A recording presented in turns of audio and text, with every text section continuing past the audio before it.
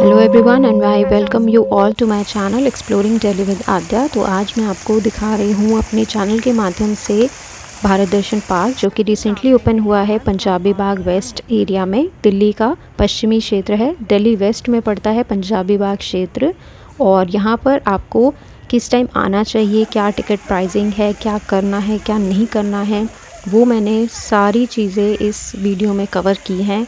तो आप प्लीज़ ध्यान से वीडियो को देखिएगा। मैंने आपको साथ में लोकेशन भी बताई है, आपको कार कहाँ पार्क करनी है वो भी मैंने आपको इसमें बताया है। तो चलिए शुरू करते हैं। दोस्तों, अगर आप दिल्ली की बेस्ट मार्केट्स और बेस्ट बजट शॉप्स के बिल्कुल लेटेस्ट वीडियो देखना चाहते हैं तो मेरे चैनल को ज़रूर सब्सक्राइब कीजिए। Hello everyone and welcome back to my channel exploring Delhi with Aadya. So दोस्तों, मैं आपके लिए आज एक्सप्लोर करके आ गई हूँ साउथ एमसीडी के द्वारा बनाया गया दिल्ली के पंजाबी बाग वेस्ट एरिया में भारत दर्शन पार्क, जो कि एक रेप्लिका है इंडिया के बहुत सारे फेमस मॉन्यूमेंट्स का। इस पार्क के बारे में मैं आपको एक एक डिटेल पूरी देने वाली हूँ, तो वीडियो को एंड तक देखिएगा और बिना उन सब चीज़ों की जानकारी लिए बगैर आप इस पार्क में विज़िट मत कीजिएगा, नहीं तो आप बाद में पछताएंगे। तो फ़िलहाल मैं खड़ी हूँ पंजाबी बाग रिंग रोड पर।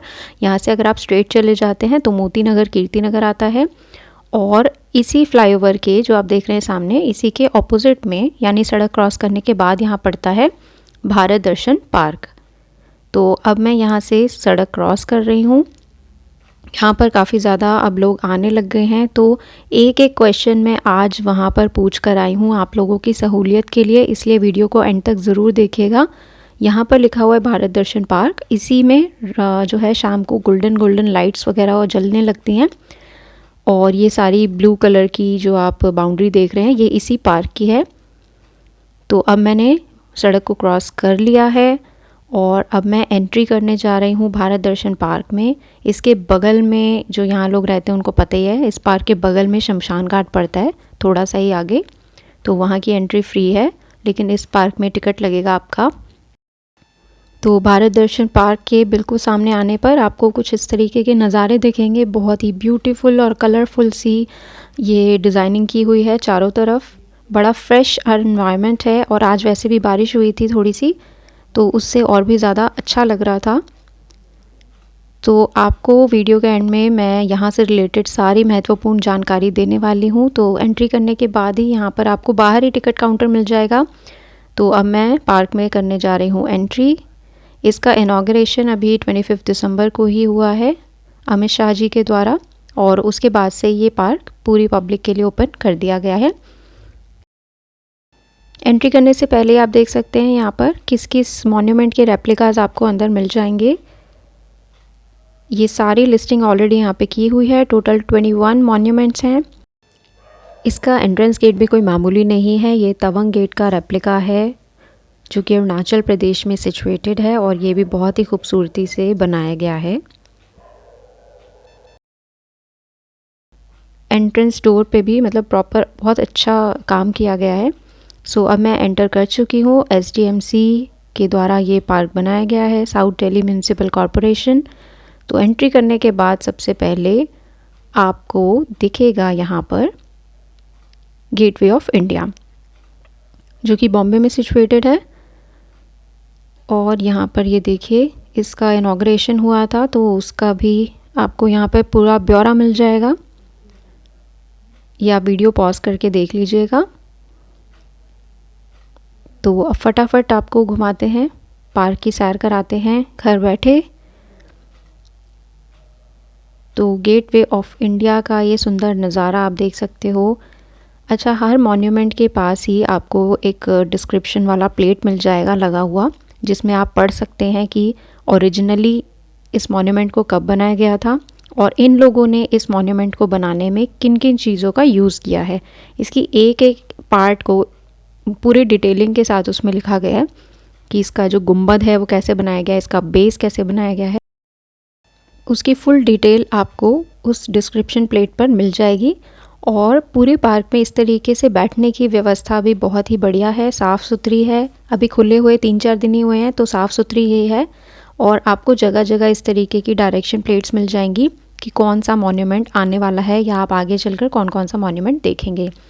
तो फ़िलहाल मैं आपको दिखा रही हूँ एक बहुत ही आलीशान और बहुत ही खूबसूरत पेड़।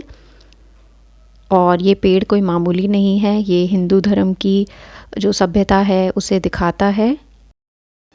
इसका नाम यहाँ पर इस तरीके से दिव्य वृक्ष लिखा गया था, जिसे बरगद का पेड़ भी कह सकते हैं आप, बनियान ट्री। और आप अगर इसे वीडियो पॉज करके देखोगे तो आप देख पाओगे इसमें ऊपर सिलेंडर्स लगे हुए हैं एक्चुअली काट काट के। तो ये वेस्ट ऑफ वंडर टाइप ही पार्क है। इससे आगे चलकर आपको यहाँ मिल जाएगा हवा महल, जो कि वाकई इस तरीके से बनाया गया था कि हवा की क्रॉसिंग इसमें हो सके। जैसा कि आप देख पा रहे हो, ये सारा वेस्ट मटेरियल से बनाए हुए रेप्लिकाज हैं मॉन्यूमेंट के, और बेहद खूबसूरत है। देखिए एक एक चीज़ की डिटेलिंग मुझे इतनी यहाँ पर अच्छी लगी। और हर मॉन्यूमेंट को जो है कवर किया गया है चेन से, ताकि आप उसके अंदर एंट्री ना करें। और इस तरीके के खूबसूरत फ्लावर्स आपको पूरे गार्डन में जगह जगह देखने को मिल जाएंगे। तो अब मैं आपको दिखा रही हूँ एक गोल गुंबज।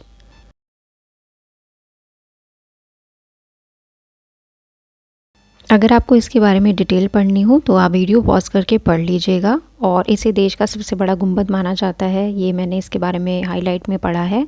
और इसमें भी आप देख सकते हो, मतलब लिखा होता है प्रॉपरली कि इसको बनाने में साइकिल का ये पुर्जा यूज़ किया गया है, नट पेच हैं, रिक्शे के पार्ट और जेसीबी के पार्ट्स, बड़े अजीब अजीब सी चीज़ें यूज़ करके सारा ये मॉन्यूमेंट तैयार किया गया है। और मैं आपसे एक रिक्वेस्ट करना चाहूँगी कि आप अपने बच्चों के साथ वहाँ पर जाएं, या आप खुद भी इस लाइन को क्रॉस करने की कोशिश ना कीजिएगा। ये जो चेन्स लगी हुई हैं, इन्हें आपको किसी भी हाल में क्रॉस नहीं करना है। मॉन्यूमेंट को हाथ लगा के या उस पर टेक लगा के फ़ोटो खिंचवाने की ज़रूरत नहीं है। आपको इसके बाहर ही खड़े रहना है, चाहे आपको फ़ोटो खिंचवानी हो, चाहे आपको वीडियो रील बनानी हो। तो यहाँ से आगे बढ़ने पर हमें देखने को मिलता है दिल्ली का कुतुब मीनार। और दिल्ली का कुतुब मीनार कौन से स्टेट में है ये आपको मुझे बताना है कमेंट बॉक्स में। इसके ऊपर बड़ी सारी चीलें उड़ रही थी, पता नहीं क्यों, वो ऊपर से भारत दर्शन पार्क देख रही हैं। और this is the only monument जो कि आपको भारत दर्शन पार्क के बाहर से भी दिख जाता है, क्योंकि ये सबसे हाईएस्ट है। और इस तरीके की सीटिंग आपको पूरे एरिया में देखने को मिल जाएगी। अगर आप चलते चलते थक गए हैं तो आप आराम से सीट पर बैठ सकते हैं।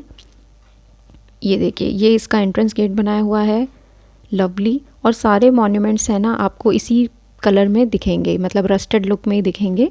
किसी को भी पेंट नहीं किया गया है बहुत प्रॉपर तरीके में उसका एक्चुअल कलर देने के लिए। ये देखिए, ये भी एक बहुत ही खूबसूरत सिटिंग प्लेस है।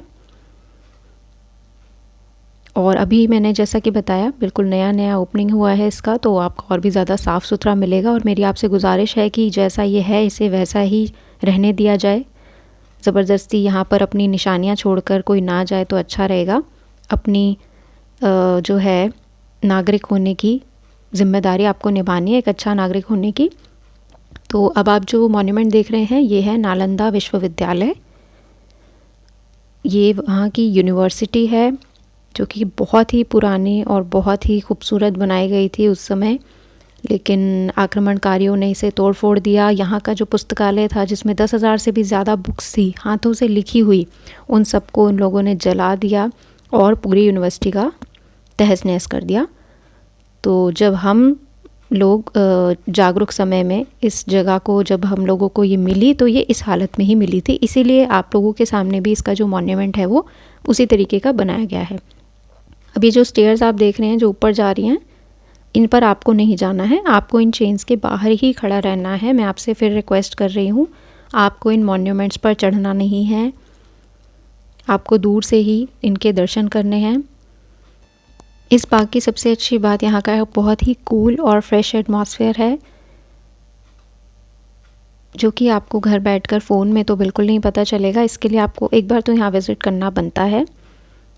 तो आगे चलकर यहाँ पर हमें मिलती है एक और बहुत ही खूबसूरत सी जगह, जिसको बहुत ही प्यारे फूलों से सजाया गया है।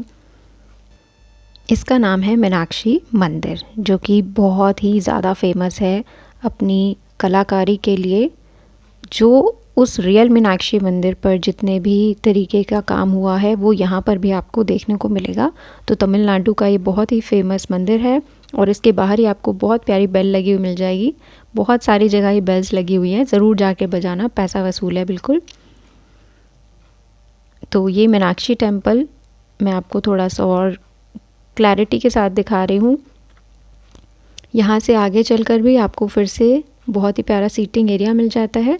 और ये आप देख सकते हैं यहाँ पर सोलर पैनल्स लगे हुए हैं जगह जगह। तो ये एक अच्छी पहल है गवर्नमेंट की तरफ से। यहाँ के सोलर सिस्टम से ही यहाँ की जितनी भी चीज़ें ऑपरेट होंगी, लाइटिंग वगैरह, उसमें हेल्प मिलेगी, इलेक्ट्रिसिटी सेव होगी। और ये इस रास्ते पर जाते हुए तो मुझे वैष्णो देवी की याद आ गई सीरियसली। तो ये एक रास्ता है जो कि आगे आपको लेकर चलेगा चार धाम की यात्रा पर। तो सबसे पहले ही यहाँ पर आपको दर्शन करने के लिए मिल जाएगा बद्रीनाथ धाम। ये देखिए, मतलब बेल भी लगी है, तो बेल भी इन लोगों ने बनाई है, स्टेयर्स है, छोटी छोटी डिटेलिंग बहुत ही खूबसूरती के साथ इन लोगों ने बनाई है। और असली कला यही होती है कि आप वेस्ट को भी वंडर में तब्दील कर दें। तो इसके बाद आप जो देख रहे हैं यह है जगन्नाथपुरी उड़ीसा का। इसमें जो आप ऊपर फ्लैग भी देख रहे हो ना, ये भी लोहे का ही बना हुआ है, ये असली कपड़े का नहीं है। यहाँ पर आपको एक दिख जाएगा दीपमाला वाला टॉवर। तो इसमें बहुत सारे दीप जलते हैं शाम के वक्त, जो कि इलेक्ट्रिसिटी से ही जलते हैं। और यहाँ पर लिखा मिलेगा आपको भारत दर्शन पार्क, जो कि शाम के टाइम इसमें लाइटिंग होती है प्रॉपर। तो बेस्ट टाइम आने का क्या है और क्या क्या चीज़ें यहाँ पर आने से पहले आपको पता होनी चाहिए, वो वीडियो के लास्ट में मैं आपको बताऊँगी। इसके बाद आप जो टेम्पल देख रहे हैं ये है रामेश्वरम। ये रामेश्वर मंदिर है और इसमें भी आप देख सकते हैं प्रॉपर शिव जी का स्टैचू बना हुआ है। साथ में, अगर मैं गलत नहीं हूँ तो, बैल की सवारी है उनकी। ये रामेश्वर टेम्पल हो गया आपका। आगे फिर से आपको आने वाले मॉन्यूमेंट्स की जानकारी एडवांस में मिल जाती है। ये सारे मॉन्यूमेंट्स अब हम आगे देखने वाले हैं। तो ये मॉन्यूमेंट मुझे बहुत ही यूनिक लगा, जो कि मैंने ओरिजिनली भी कहीं ना बुक्स में देखा था ना कभी गूगल पे। ये देखिए, ये है महाबत का महल, जो कि गुजरात में है। तो मुझे बहुत ही खूबसूरत लगा। इसके बाहर जो स्टेयर्स बनी हुई हैं खास तौर पर वो, और इसके जो गुंबद का, डोम्स का जो स्टाइल है वो भी बहुत ही अच्छा है। ये देखिए, इसकी स्टेयर्स बनी हुई हैं बहुत ही प्यारी। तो आप जब इस पार्क में विज़िट करेंगे आपको यहाँ पर इस तरीके की कार्स मिल जाएंगी, जो कि बच्चे और बूढ़े दोनों लोगों के लिए होती है। कोई भी वैसे बैठ सकता है इसमें। और अब मैं आपको दिखा रही हूँ सांची स्तूपा। इसे भी बनाने में लोगों ने कोई कसर नहीं छोड़ी। जितने द्वार इसमें हैं वो भी प्रॉपर बनाए हैं, और द्वारों पर भी जो काम रियलिटी में किया गया है वो आपको देखने को यहाँ मिल जाएगा। तो हर मॉन्यूमेंट के पास में डिस्क्रिप्शन वाली प्लेट्स लगी हुई हैं, आप उस पर पढ़ सकते हैं रियल वाली मॉन्यूमेंट के बारे में, और जो रेप्लिका इन लोगों ने तैयार किया है उसके बारे में भी। तो ये देखिए, एंट्रेंस पर आप साफ देख सकते हैं नट बोल्ट लगे हुए हैं। बहुत ही खूबसूरत पार्क है ये, एक बार आपको ज़रूर विज़िट करना चाहिए। और ख़ासकर से बच्चों के लिए तो बहुत ही ज़्यादा इन्फॉर्मेटिव है, क्योंकि उन लोगों ने हर एक मॉन्यूमेंट को फ़िज़िकली जाके विज़िट नहीं किया है, सिर्फ बुक्स में ही देखा है या यूट्यूब पे देखा है। तो इस तरीके से जब वो उसके बड़े बड़े रेप्लिकास जाकर देखेंगे तो उन्हें ज़्यादा अच्छे से इन्फॉर्मेशन मिलेगी। ये है इसका दूसरा द्वार। इस पर भी बहुत ही बारीक बारीक काम किया गया है। कील पे छत, मतलब जो भी सामान इनको लगा यूज़फुल, ये इन्होंने कर दिया। और इस तरीके की छोटी छोटी शॉप्स आपको मिलेंगी। फ़िलहाल तो खाने पीने के लिए, चिज्जी लेने के लिए इतनी ही सुविधा है यहाँ पे। और यहाँ पर आपको वॉशरूम फैसिलिटी अंदर और बाहर पार्क के दोनों जगह अवेलेबल है। तो अब चलते हैं आगे, और अब हम देखने वाले हैं एक और बहुत ही खूबसूरत मॉन्यूमेंट, विक्टोरिया पैलेस, जो कि कैलकाटा में सिचुएटेड है। ये देखिए, जितनी खूबसूरती से ओरिजिनल बनाया गया है उतनी ही खूबसूरती से यहाँ पर इसका रेप्लिका बनाया गया है। और ये हो सकता है फ़ोन में आपको देखने में छोटे लग रहे हों लेकिन ये काफ़ी बड़े साइज़ में, काफ़ी बड़े कारपेट एरिया पर बनाए गए हैं। इसके आगे जाकर आता है कर्नाटक का हम्पी। इसके आगे के जो एलिफेंट्स इन्होंने बनाया हुआ है वो भी देखने लायक है। पुर्जा पुर्जा उसका नज़र आ रहा है। नीचे के टायर्स आप देख सकते हैं। बहुत ही अच्छा रथ का लुक है पूरा मंदिर का। ये देखिए, मैं सच में सल्यूट करती हूँ इन आर्किटेक्ट्स को जिन्होंने ये पूरा मंदिर बनाया है इस तरीके से। और रात का लुक आपने देखा, इसमें लाइटिंग होगी तो आपको ट्राई कलर्स देखने को मिलेंगे। एंड नाउ सबसे प्यारा और सबसे खूबसूरत हम सबका चहेता ताजमहल। देखिए, अल्टीमेट है ये भी। संगमरमर वाले के अपने लुक्स हैं और आजकल के ज़माने का जो ताजमहल है ये इसके अपने लुक्स हैं। यहाँ पर आगे चलकर आपको मैसूर पैलेस देखने को मिलेगा जो कि ओरिजिनली बड़ा कलरफुल है, लेकिन यहाँ पर आपको ये सिर्फ सारा रस्टी कलर ही देखने को मिलेगा। ये असल में भी एक बहुत ही खूबसूरत जगह है, काफ़ी सुंदर अंदर से भी। मैं बहुत मनाती हूँ कि मैं कभी इसे जाकर विज़िट करूँ। फ़िलहाल तो मैंने इसका रेप्लिका ही देखा है। कर्नाटक में है आपका ये मैसूर पैलेस। और यहाँ से आगे चलकर मिलेगा आपको हैदराबाद का चार मीनार। तो हैदराबाद पहुँचते ही यहाँ पर बारिश शुरू हो गई थी, तो अगर आप गलती से भीग जाओ तो चार मीनार के नीचे ही खड़े हो जाना। जब बारिश रुक जाए तो वापस दिल्ली आ जाना। यहाँ से आगे चलकर आपको मिलेगा कोणार्क मंदिर जो कि उड़ीसा में सिचुएटेड है। और इसकी भी खूबसूरती लाजवाब है सच में। अगर आप इसे पास से ना देखो ना, तो दूर से देखो तो ऐसे लगेगा कि ये पत्थरों का बना हुआ है, लेकिन बिल्कुल पास जाके बारीकी से देखोगे तो आपको जगह जगह लोहा नज़र आएगा इसमें। तो मेरी आपसे फिर से रिक्वेस्ट है कि आप इन मॉन्यूमेंट्स को किसी भी तरीके का हार्म नहीं पहुंचाएंगे। इनमें चढ़ने की या इनको अंदर झांकने की कोशिश मत कीजिएगा। आपको सबसे दूरी बनाए रखनी है और अपने बच्चों को भी यही बात समझानी है। यहाँ से आगे चलकर आप देख पाओगे अजंता एलोरा वाली गुफ़ा, और जो कि मेन यहाँ पर बहुत सारे एंट्री गेट होते हैं अजंता एलोरा के। ये वाला जो है ये मेन है, तो इन्होंने मेन वाले का ही पार्ट आपको रेप्लिका में भी दिखाया है। महाराष्ट्र में ये सिचुएटेड है और इसके बारे में सारी डिटेल्स आप पढ़ सकते हो। अजंता एलोरा के बाहर ही बहुत ही खूबसूरत हाथी राजा बहुत बड़े सूंड उठाकर कहाँ चले खड़े हुए हैं। इसका भी पुर्जा पुर्जा नज़र आ रहा है। बहुत ही खूबसूरत, बहुत ही अल्टीमेट। ऐसा लग रहा था ये इसके पैरों में कुछ फ्रैक्चर वगैरह है, पर देखने से हाथी लग रहा है, समझ आ रहा है। अच्छी मेहनत की गई है लोगों के द्वारा। तो अब आगे आप देखने जा रहे हैं खजुराहो का मंदिर जो कि है लास्ट हमारा 21st मॉन्यूमेंट। ये कुछ इस तरीके से रियलिटी में बना हुआ है और यहाँ ये बना है इस वे में। तो ये आपका ओरिजिनली सिचुएटेड है मध्य प्रदेश में। यहाँ से आपको सीधा एग्ज़िट का गेट मिल जाता है। आप चाहो तो एग्ज़िट करो, नहीं चाहो तो एग्ज़िट मत करो। तो अब बात कर लेते हैं सबसे ज़रूरी इन्फॉर्मेशन की, जो आपको यहाँ पर आने से पहले ज़रूर बातें पता होनी चाहिए। यहाँ पर आने के लिए नियरेस्ट मेट्रो स्टेशन 3 है। अगर आप पिंक लाइन से आ रहे हो तो पंजाबी बाग वेस्ट पर एग्ज़िट करो, ग्रीन लाइन से आ रहे हो तो पंजाबी बाग पर उतरो, और ब्लू लाइन से आ रहे हो तो आपको मोती नगर पास पड़ेगा। वहाँ से लेकिन आपको ऑटो रिक्शा या ई रिक्शा लेना पड़ेगा लगभग 1 किलोमीटर के लिए। तो ये है यहाँ पर उतरने के, पंजाबी बाग आने के 3 अलग अलग मेट्रो स्टेशन, जिसमें फर्स्ट नंबर जो है वो सबसे पास पड़ेगा। ये बात आपको मुझे बतानी है। इसके बाद हम चलते हैं हमारे नेक्स्ट क्वेश्चन पर, जो कि है कि अगर आपको यहाँ पर आना है तो टाइम सही क्या होना चाहिए। सुबह 10 बजे ये पार्क खुल जाता है और रात को 8 बजे ये पार्क बंद हो जाता है। इसके अलावा अगर आपको यहाँ आना है तो आपको टिकट भी लेना पड़ेगा। तो यहाँ के टिकट 2 पार्ट में डिवाइडेड हैं। इनका जो एक टाइम स्लॉट है बेसिकली वो 5:30 बजे का है। अब 5:30 बजे से पहले आपने जो भी टिकट ले ली वो आपको 100 रुपये की मिलेगी एडल्ट की, बड़े लोगों की, और 100 रुपये से वो टिकट हो जाएगी 150 रुपये की, अगर आपने 5:30 बजे के बाद ली है। ठीक है, 5:30 से पहले जो भी टिकट लोगे वो 100 रुपये की, 5:30 के बाद जो भी लोगे वो 150 की। बड़े लोगों की, सीनियर सिटीज़न की 5:30 बजे से पहले 50 रुपये लगेंगे, 5:30 बजे के बाद 75 रुपये लगेंगे। बच्चों की 5:30 बजे से पहले 50 रुपये है, 5:30 बजे के बाद वो 75 रुपये हो जाएगा। तो इस तरीके से आप ये पूरा चार्ट पढ़ सकते हो।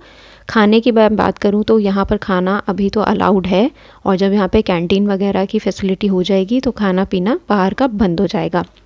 बैटरी कार आपने जो यहाँ पर चलती हुई देखी, बच्चों के उसमें 25 रुपये और बड़ों के 50 रुपये लगेंगे। आप अपने पेट्स यहाँ पर नहीं ला सकते हैं। इसके अलावा यहाँ पर वाईफाई की भी फैसिलिटी आपको नहीं मिलेगी, अपने फ़ोन में आप वाईफाई रखिएगा। और ये मंडे को क्लोज्ड होता है, किसी भी सूरत में मंडे को नहीं खुलेगा, आपको मंडे को नहीं आना है। पार्किंग आप करेंगे दशहरा ग्राउंड में, जो कि फ्लाईओवर के बहुत ही पास पड़ता है। अगर आप यहाँ पर आना चाहते हो तो मेरी सलाह है कि आप यहाँ पर 4 से 5 बजे के बीच में आओ। इससे क्या होगा कि आप 100 रुपये के टिकट में भी 5:30 बजे के बाद वाला मज़ा ले पाओगे, क्योंकि 5:30 बजते ही यहाँ पर लाइटिंग शुरू हो जाती है। और 5:30 बजे से पहले आपका जो भी टिकट है उसका प्राइस है 100 रुपये। तो मान लो आपने 5 बजे 100 रुपये की टिकट ली, और जैसे ही 5:30 बजे तो वहाँ पर लाइटिंग वगैरह चालू हो जाएगी और टिकट के प्राइस भी बढ़ जाएंगे। तो बात मोटी मोटी यही है कि आप लाइटिंग का मज़ा 100 रुपये में भी ले पाओगे। I hope you like this video. Please share, like and subscribe my channel. Thank you so much.